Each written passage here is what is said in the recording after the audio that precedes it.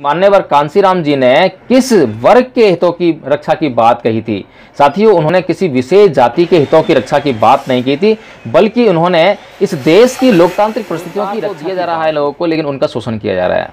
साथियों, ड्राइवर जो कि सरकारी ड्राइवर से कहीं अधिक काम करता है, लेकिन तनख्वाह उसे सरकारी ड्राइवर से सर्वोच्च शिखर से बहुत दूर नजर आता है। और जितना यह बहुजन समाज सत्ता के सर्वोच्च शिखर से दूर नजर आता है, उतना ही यह पास भी नजर आता है।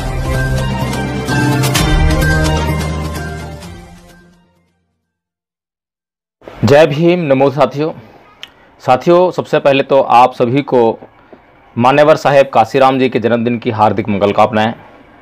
साथियों, जैसा कि आज पूरा देश साहेब मान्यवर कांसीराम जी जन्म मना रहा है और उनका जन्मदिन बड़े हर्षोल्लास से मना रहा है, लेकिन साथियों, आज मान्यवर साहेब कांसीराम जी के जन्मदिन को मनाए जाने के औचित्य पर हमें विचार विमर्श करना होगा।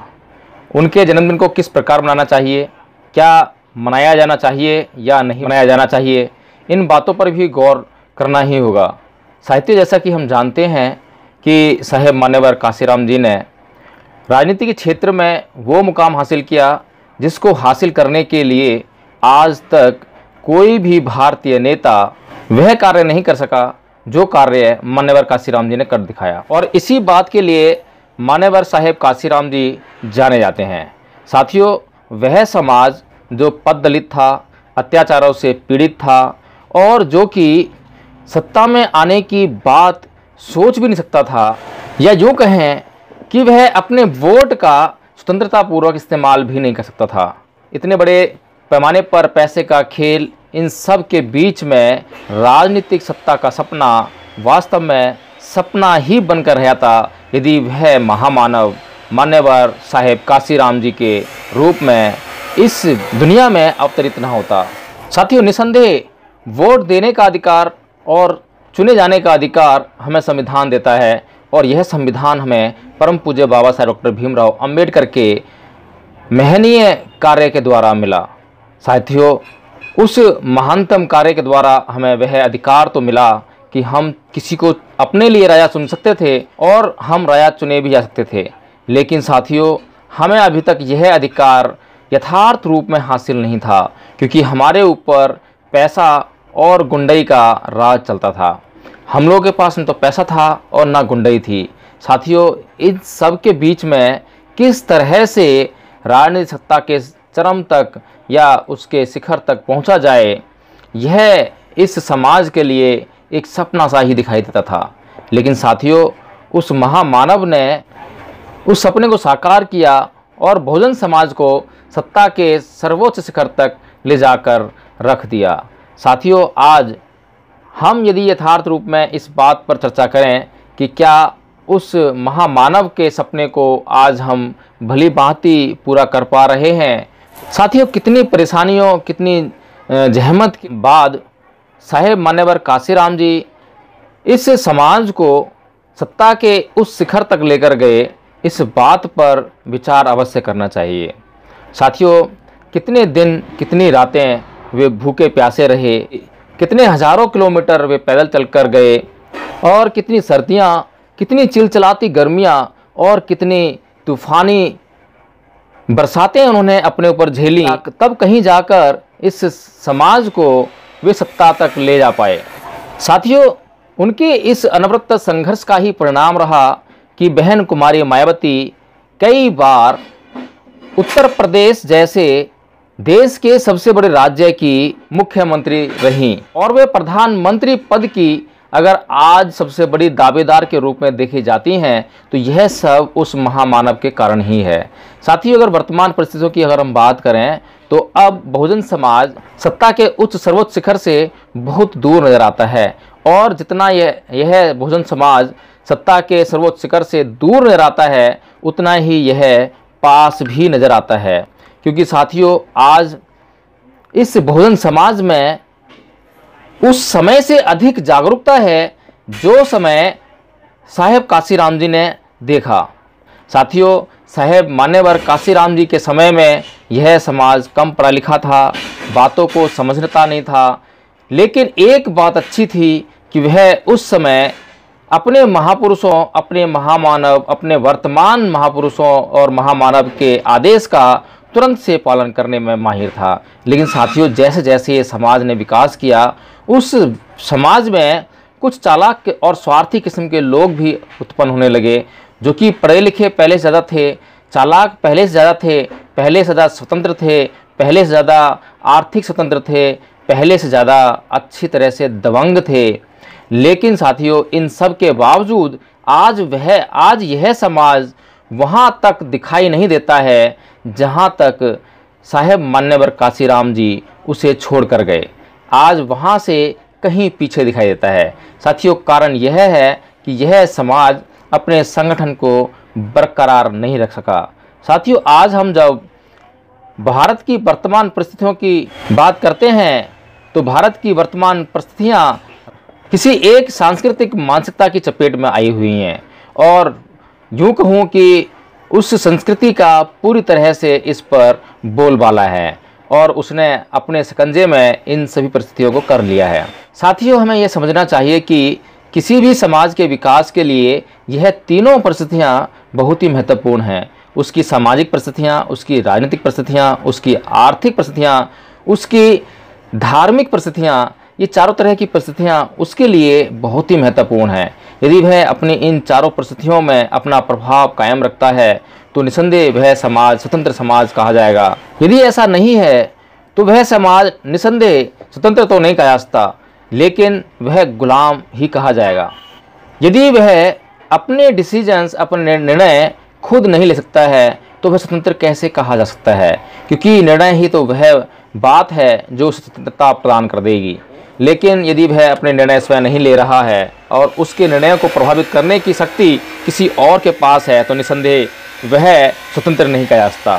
साथियों, आज की वर्तमान परिस्थितियों में हम देख रहे हैं कि एक विशेष प्रकार की संस्कृति, जिसे हिंदू धर्म की संस्कृति कहा जाता है, उसने सभी तरह की समानताओं, सभी तरह की स्वतंत्रताओं पर व्यक्ति के प्रतिबंध लगा दिया है। साथियों, इस प्रतिबंध को हमें दूर करना होगा और हमें सबसे पहले विचारों की गुलामी से आज़ाद होना होगा। और जैसा कि हम जानते हैं कि आज चुनाव डिजिटल हो गया है और उसमें आज आम व्यक्ति के इंडिविजुअल विचार यानी व्यक्तिगत विचारों का उसकी कोई कीमत ही नहीं रह गई है।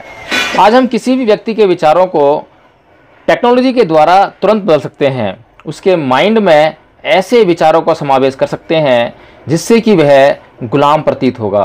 साथियों, यदि दिल्ली के अंदर फ्री बिजली और फ्री पानी के मुद्दे पर चुनाव लड़ा जाता है और बाकी चीज़ों को अनदेखा किया जाता है तो साथियों, इसको गुलामी की मानसिकता ही कहा जाएगा। साथियों, दिल्ली की कई सड़कों को हमने पिछले कई सालों से देखा जो कि आम आदमी पार्टी की सरकार आने से पहले ही टूटी पड़ी थी।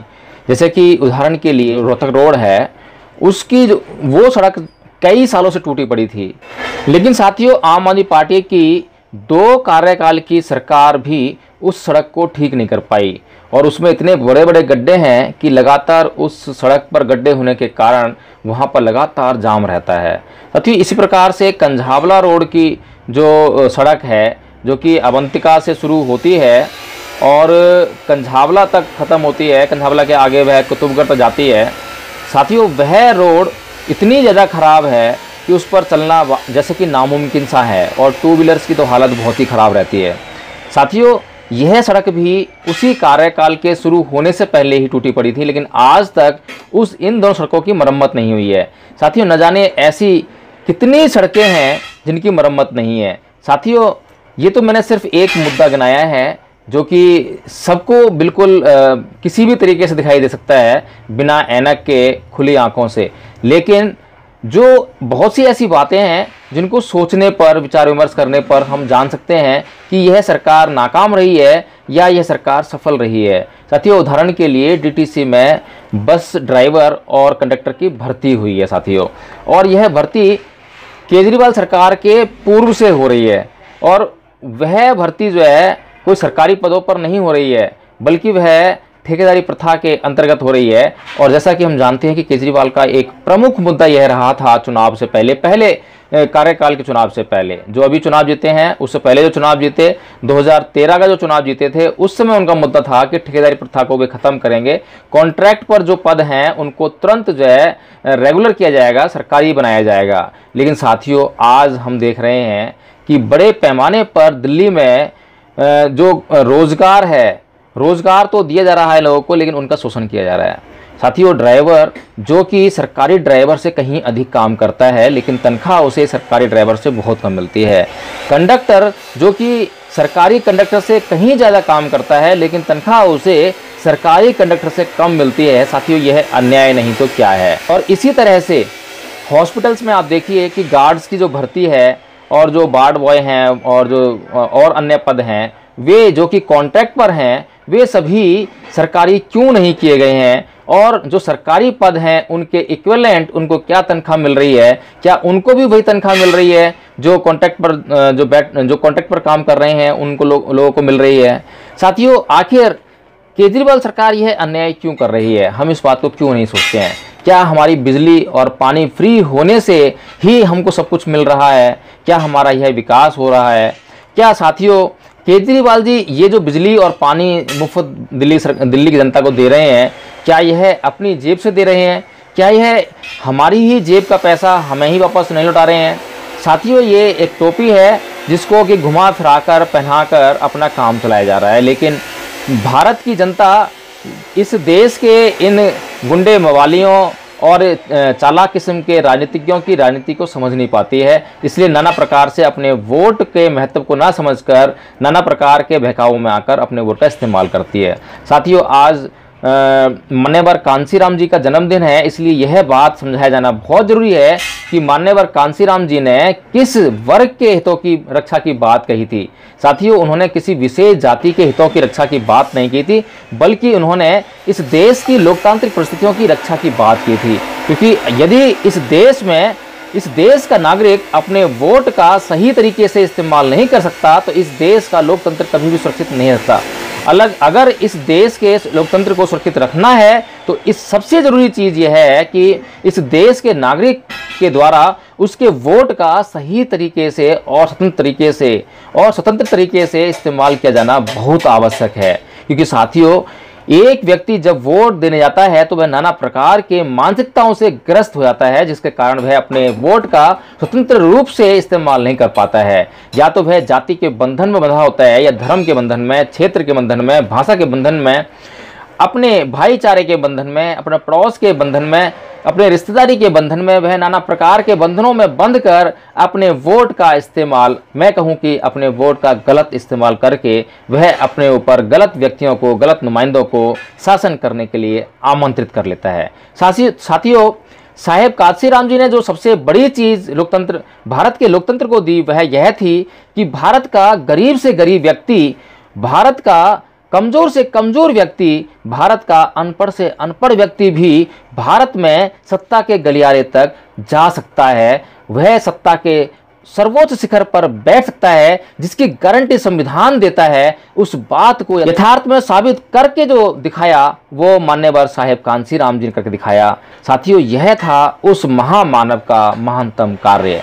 लेकिन साथियों, हम आज अपने कुकर्मों के द्वारा उस महान व्यक्ति के सपनों को, उसके कार्यों को लगातार बर्बाद किए जा रहे हैं। क्योंकि पीछे हमने जिस तरीके से दिल्ली में देखा है कि चुनाव किस तरह से हो रहा है, पूरे भारत में चुनाव किस तरह से हो रहा है। आज अगर मैं दिल्ली की विधानसभा और पूरे देश की विधानसभाओं और भारत की संसद की समीक्षा करूं, वहां पर जो नुमाइंदे आज जा रहे हैं, क्या वे वास्तव में भारत की जनता के प्रतिनिधि वहां पर जा रहे हैं, या वे भारत की जनता के मन और दिमाग को प्रभावित कर कर वहां पहुंचे हैं? साथियों, आज हम देखते हैं कि 1% भी संसद या विधानसभाओं में लोग गरीब नहीं हैं, या गरीबी वर्ग से आने वाले लोग वहाँ पर नहीं हैं। वे लोग वहाँ पर आज भारत की विधानसभाओं और भारत की संसद में वे लोग हैं जो करोड़पति हैं, अरबपति हैं, या बहुत ही ज़्यादा दबंग किस्म के लोग हैं। साथियों, यदि ऐसे लोग भारत की विधानसभाओं और संसद में जाकर बैठेंगे, तो साथियों, जो मान्यवर साहेब कांसीराम जी का कार्य था, कि वे गरीब से गरीब व्यक्ति को चुनाव लड़ाकर उसे सत्ता के गलियारों तक पहुंचा सकते थे, तो साथियों आज भी संभव होता हमें दिखाई नहीं दे रहा है। अगर हमें उस सपने को दोबारा से स्थापित करना है, साबित करना है, तो इसके लिए बहुत ज़रूरी है कि हमें ऐसा अभियान चलाना होगा, ऐसे काम करने होंगे, गली गली मोहल्ले मोहल्ले जाकर लोगों को उनके वोट की कीमत समझानी होगी और हमें उन लोगों का समर्थन करना होगा जो हमारे ही बीच से निकलें, या हमें अपने ही बीच से किसी भी व्यक्ति या किन्हीं भी व्यक्तियों को उठाकर चुनकर उन्हें चुनावों में खड़ा करना होगा, उनके लिए चुनाव प्रचार करना होगा, उनके लिए धन इकट्ठा करना होगा। इस बात से हमें ताल्लुक नहीं रहना चाहिए कि वह व्यक्ति अमीर है या गरीब है, बल्कि इस बात से ताल्लुक रहना चाहिए कि वह व्यक्ति हमारा असली नुमाइंदा है या नहीं है, हमारे हक और अधिकारों की बात वह जहां पर करनी चाहिए वहां पे कर सकता है या नहीं कर सकता। इस बात को ज़्यादा अच्छी तरह से देखा जाना चाहिए। साथियों, यदि हम इस आधार पर जाकर भारत की चुनावी प्रक्रिया को प्रभावित करने का कार्य कर सकते हैं या चुनावी प्रक्रिया को हम हैंडल करने का कार्य कर सकते हैं, तो साथियों यह भारतीय लोकतंत्र और हमारे लिए बहुत अच्छा रहेगा। साहेब काशीराम जी का जन्मदिन मनाया जाना आज वास्तव में यथार्थ रूप में इसका औचित्य साबित होगा। जय भीम, नमो बुद्ध साथियों।